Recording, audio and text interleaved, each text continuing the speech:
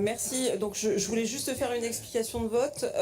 Donc juste un petit mot par rapport à l'intervention que je viens d'entendre. Alors j'aurais pu être réjouie parce que j'aurais aimé depuis des années que d'autres groupes nous rejoignent sur nos idées et justement la carrière des agents. Donc je suis surprise que d'un seul coup vous vous inquiétez pour eux.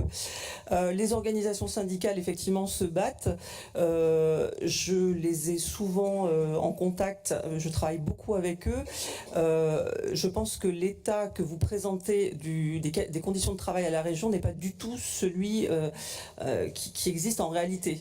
Je ne pense pas que les organisations syndicales soutiennent les propos que vous venez de dire concernant les conditions de travail des agents régionaux. Effectivement, il faut toujours se battre pour ses droits et c'est pour ça que nous les accompagnons là-dessus.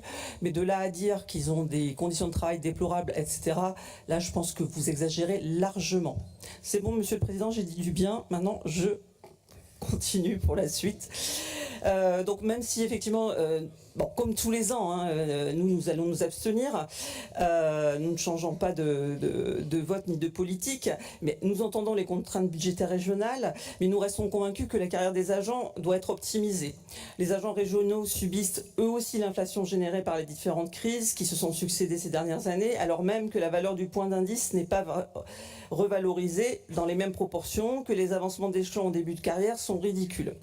Les avancements de grade sont les seuls moyens pour les agents de valoriser leur salaire, mais aussi leur retraite principale.